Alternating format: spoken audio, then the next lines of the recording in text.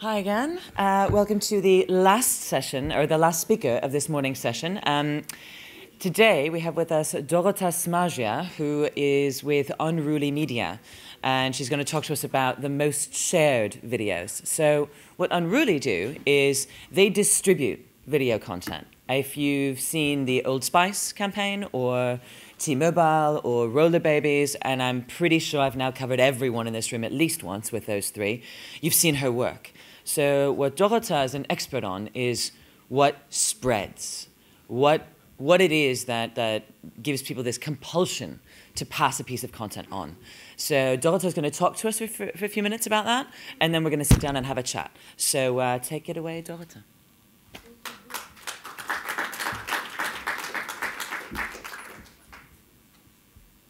Hello.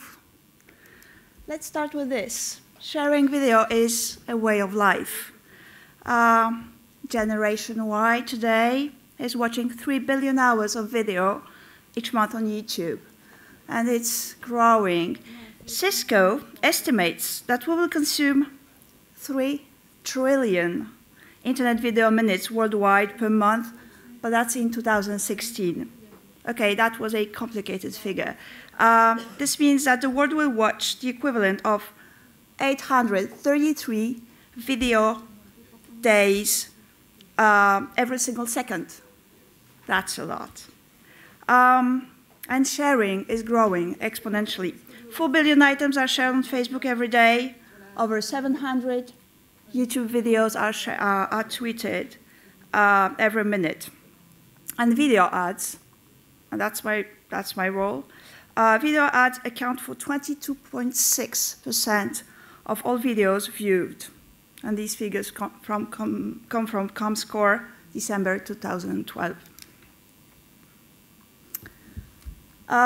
So what do people share?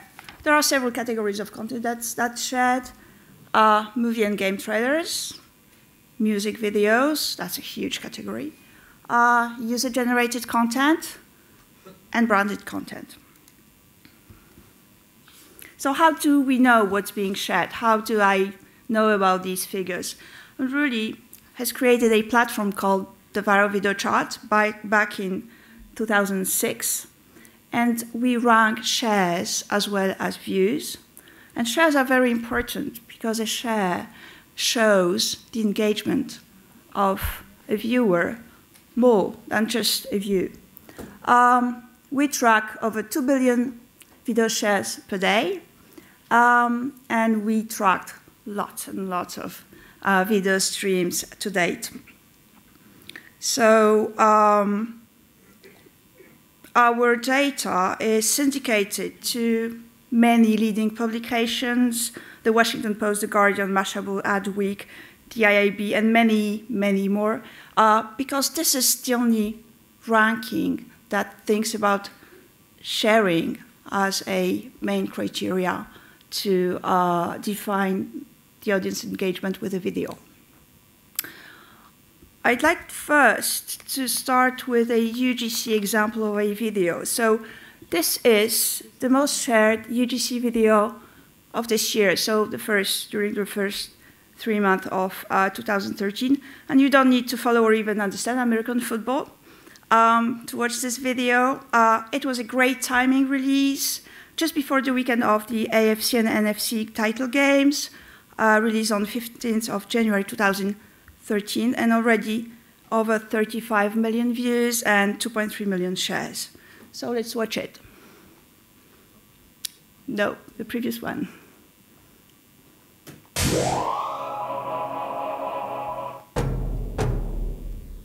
How you feeling? Egg roll. I wish I had a breeze running down my leg. I'd kill for a cookie.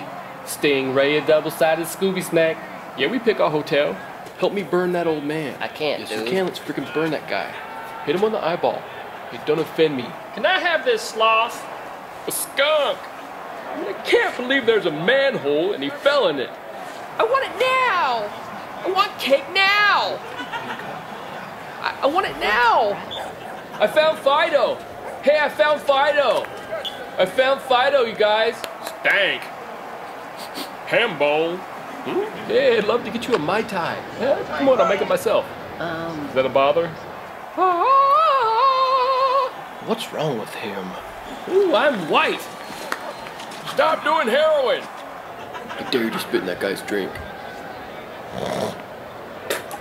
I went out with a girl this weekend, but we just kept having a ball. Then I come over to hang out after the game, and the floor's just beanbags.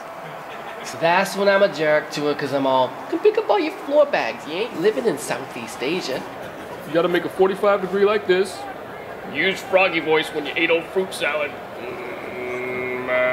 I encompass and I eclipse. Got the hiccups. The vet said, dude, he said, your cat's just pregnant. I said, okay, so I won't go and kick her. Pretty female parts. You took 3 chomps and then threw your hot dog up over here. I got 13 steaks over here. Dude, I'll have your money. Better. And then you can buy a pregnant cow. And I showed you that girl's pictures, right? Look, I brought you a potion and it's gonna work great because it'll make you run. And you brought your potion, right? You're dead to me. I'd fight for this man. He's got a frisbee. Breast lump. You got an orange peanut? Yeah. An orange peanut? For me? That's right. Oh, wow. An orange peanut? Well, I accept you. Finger time. Okay, enough. That's a long video. Long videos got shared a lot. Sorry for interrupting. Here's another example. Hilarity was the emotional trigger of sharing for the previous video. This is another example released on March 13th, over 7 million views, 661,000 shares. And by the way, the sharing ratio 1 to 10 is a very, very good one.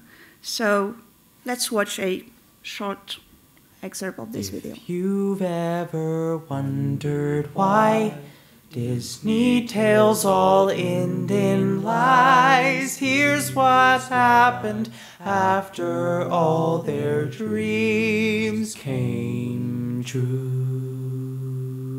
I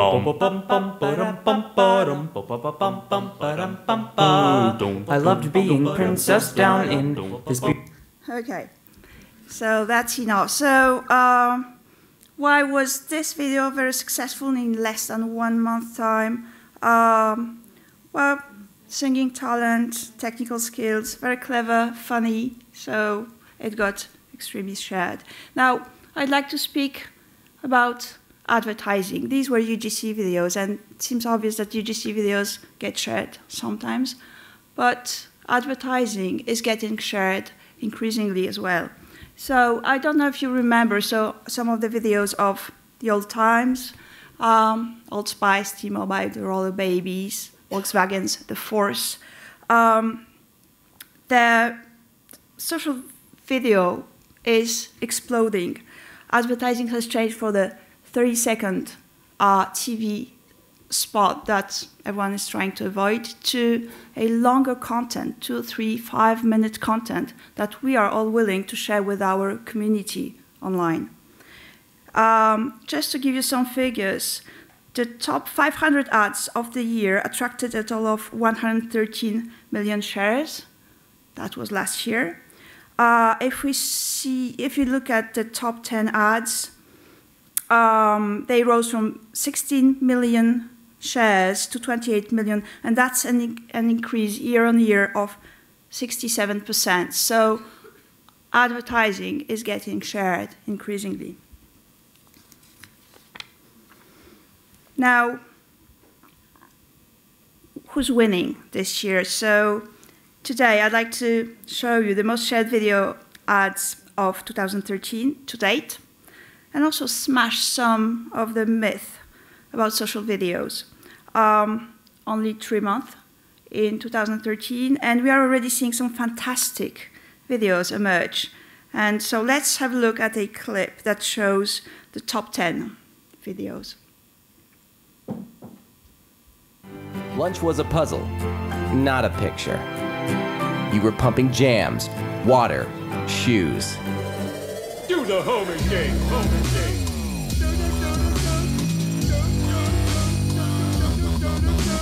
The programmers of tomorrow are the wizards of the future. You know, you're going to look like you have magic powers compared to everybody else. Great coders are today's rock stars. That's it.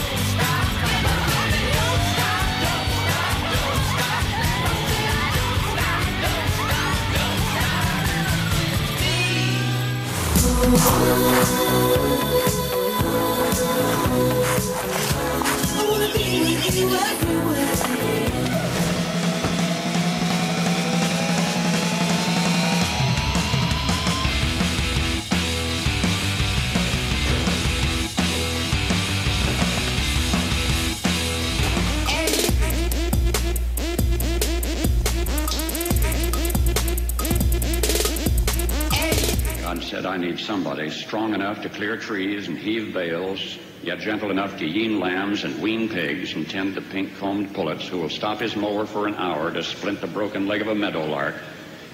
So God made a farmer. Take us back. Just take us back. Oh, no. You all right over there, Steve? Oh, you're an idiot. I'm going to kill you. Oh, stop.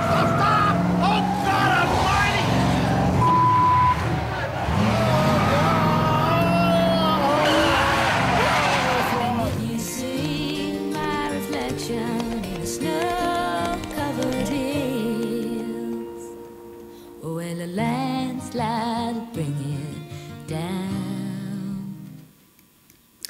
Okay, I will come back to some of these videos.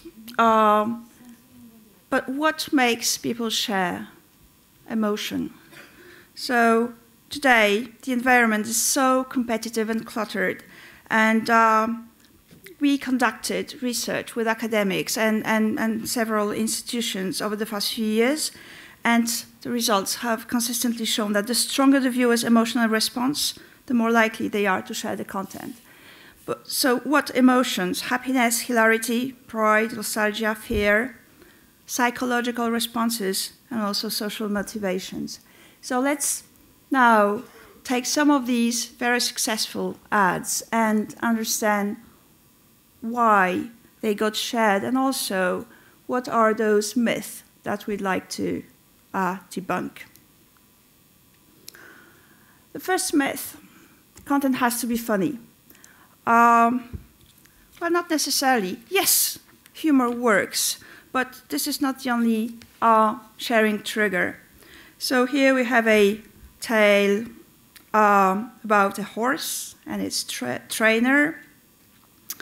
And it really shows that content does not have to be funny. And many brands has had great success going for other psychological responses, such as warmth or pride. It starts sad, then gets warmer, and we go to pride.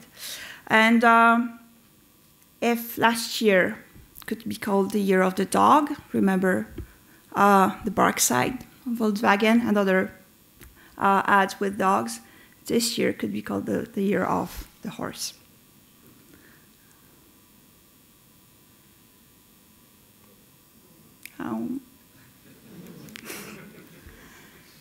Okay. The shorter, the better. This is a very common myth. Make short videos so they get spread. This is not true. Ads no longer have to be 30 seconds long, especially online ads. Remember TNT Dramatic Surprise? That's the second most successful ad of all time, 106 seconds long. The third most successful ad of all time, DC Shoes, Gymkhana, number 3. It's 462 seconds. Okay, that's 7 minutes and 42 seconds long. That's a long ad, right? This Pepsi Max ad is the second most shared ad of the year to date, 11th most shared ad of all time, and it's 3 minutes and 46 seconds long. So I know you're tempted to watch it until the end, but I need to move forward. Okay, no, so maybe I'll say something else. So this ad is also part of a new trend, capturing people's reaction to a stunt. After all, what better way to make people emote than to make them question how they would react in the same situation? So stunt marketing is nothing new. Remember T-Mobile famously first trilogy, Lives for Sharing. I hope you remember that. But this year, 2013, is called the empty 13 because there's no Olympic Games, no presidential election, not even a football championship. And brands seem to be going stronger and stronger for emotions, and that ad is a good example.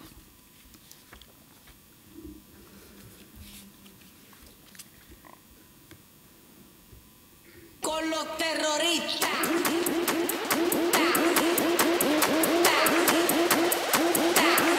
Okay, we won't watch it until the end, but I couldn't put an ad, a Harlem Shake, without some sound. So only big brands can make a big splash. Yes, it helps to be a big brand, but some smaller brands, like this one, by jumping on a meme early enough, that's important, can make a big splash.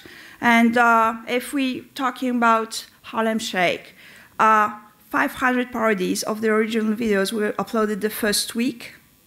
And this is the best example of a UGC video of this year. If we see YouTube's trend reports, there are 40,000 Harlem Shake videos uploaded in the first 11 days. That really is impressive.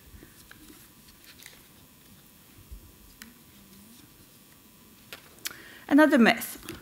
Social videos should evoke obvious emotions like happiness. Yes, this is true. Social videos often seek to evoke amusement and happiness in the viewers, but there are great rewards by going for lesser used psychological responses, and Microsoft proved that with their successful Child of the 90s. And it may seem an odd way to promote Internet Explorer because they invoke a time when going online involved listening to the beeps and hissing and grumbling of a 56K dial-up modem. Remember that? Actually, it's a rather smart move. The ad's message, you've grown up, and so have we, suggests that the browser has caught up with its supposedly more advanced competitors. This is the last myth I'd like to cover, but there are many, many more. Emotive ads can't also be informative. So if you think that information-heavy ads have to be boring, think again. This is a great ad. Code.org has created a video that encourages schools to teach coding to children by proving that it can unlock the best careers. And this video uses modern role models, including Bill Gates, Mark Zuckerberg, rock stars, NBA stars, to show kids that coding is cool. The entrepreneurs and celebrities talk about how they first got into coding and how this has impacted their life today. And this very informative video is compulsive viewing due to the inspiring nature of it. So these were the 5 myths. There are many, many more. And I'd like to say that creating contagious content online won't work, but just putting some of the biggest celebrities or YouTube stars to promote a brand. It's about creating a powerful emotional connection with the audience. And the message is, I'm quoting Oscar Wilde here, be yourself. Everyone else is taken.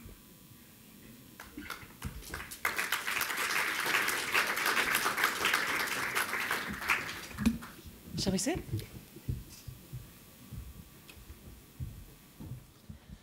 So thanks, Dorota. An enormous amount of information. I want to come back to one of the central points, I think, which was what is it actually that makes things go? And you said emotion. But then you went on to break down the 5 myths of how brands or content creators of any kind decide to make content, and what kind of content to make is based on these myths. Make it funny, make it short, make it as unboring as possible. So I guess my question is, how do we do it? How do we decide? How do brands or content creators decide what kind of thing they should make? Let's be authentic. Let's be ourselves. If a brand is legitimate, DC Shoes is a great example. The brand is present in the video from the beginning to the end.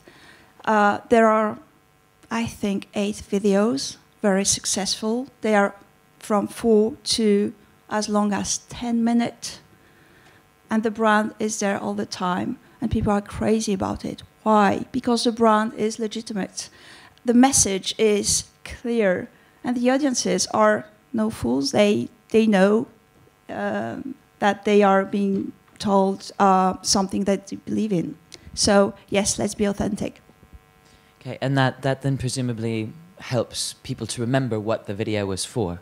So I remember there was a period a while ago where advertising was quite popular, but then people couldn't remember what the brand was, and the conjecture was that it was because it was too far off brand, it was too far off point, and so people weren't able to retain it. I shouldn't say that, but that's okay. Branded content is also entertainment. It's not only entertainment. It can be information. It can be all sorts of things. It can be entertainment. Let's relax. It's okay. Excellent. I like that answer. Does anybody out there have questions for Dorota? Yes. Okay. We've got lots of hands up. We'll start with Hugh down in front, and then there's one sort of in the middle there, if we can start getting a mic up there. Hello, my name is Jalal. I just wanted to ask you regarding the videos and branding. You know, at some point you do need, to a certain extent, some money to promote the videos to 10, 50, 30, 40, 50 audience, whichever the number, and then it goes, you know, viral.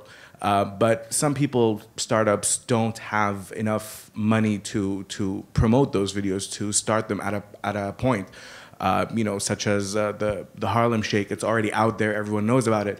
But those that are starting up from scratch, what advice do you give them? How do they go about, you know, making a video or trying to make a video viral when they don't have a lot of money?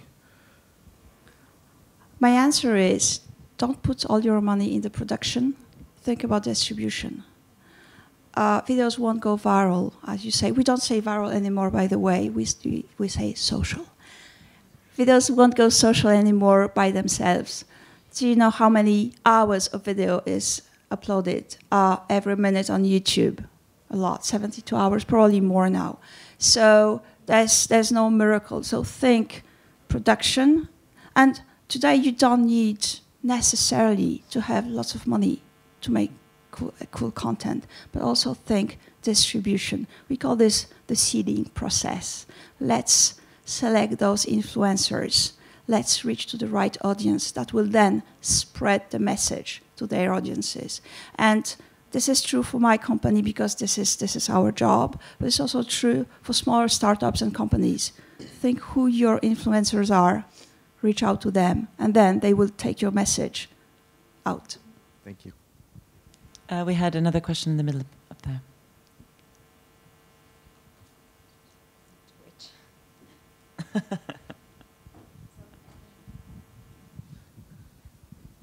Thank you very much for your presentation. My name is Miao. You just mentioned that you developed a benchmark for measuring video sharing and viewing. What can you go to give me more details about how you measure that? Yes, so we use public data and our proprietary platform that is interfaced with Facebook, Twitter, and the blogosphere. So when we say we measure shares, we measure shares on Facebook, shares on blogs, and shares through Twitter. It doesn't mean that we measure all the shares that occur everywhere, but these platforms are big enough to give a good trend. So this is how we measure. Now, in terms of views, we report what these platforms are reporting on. So if we see so many views on YouTube, this is the data we get. We don't track 329 billion video streams ourselves. Okay, thank you. Yeah, there's... You mentioned that 10% for the Disney parody. You said that 10% sharing rate, and that you said that this is a good sharing rate. right? So what's the benchmark for the sharing rate? What's a good sharing rate? What's an okay sharing rate on YouTube? This is an excellent question. It's very difficult to talk about a benchmark for video sharing. We rather speak about benchmark per vertical.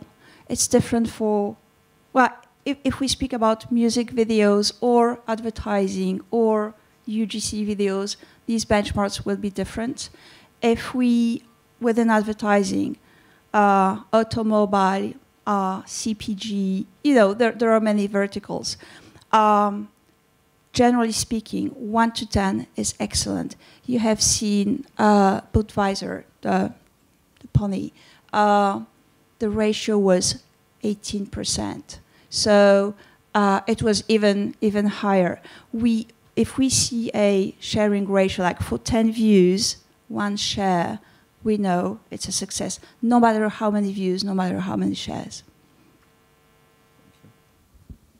Anyone else? Questions out there? Yeah, there's one over here. You mentioned about sharing between the production and distribution. Can you give sort of like a real example on how to do it for the small brand for distribution? I mean, if you talk about Miami Heat and all that stuff, it's easier. But for others, a small brand in particular, can you give us more example on that? Well, it's great for small brands because if you compare an advertising budget for online distribution, the entry ticket is quite low. So you can distribute without having necessarily millions in marketing. So how do you do that? Either you speak with experts who do this type of distribution, and what's extremely important for you to think is what are your key objectives and KPIs for your campaign. This is something that we are really trying to pass the word on. Do you really want your video to go viral and be seen by everyone? Do you want to reach a specific target? Do you want clicks to your website? Do you want to sell something? Do you want just exposure? This is extremely important. And usually for smaller brands, for startups, they can stay niche, and this is okay because by starting with a niche audience, it's a perfect tool to get the word out. I think there's a really important point in there about understanding what you're trying to accomplish. Because that will change, if I'm hearing you right, that will change not only the content that you make, but the way that you distribute it and how you choose to distribute it. So, absolutely, one of the myths is that if my video is seen by everyone, wow, it's great. I have lots of views on YouTube. Yes, it is great because it feels good, but it's not necessarily the most efficient thing to do.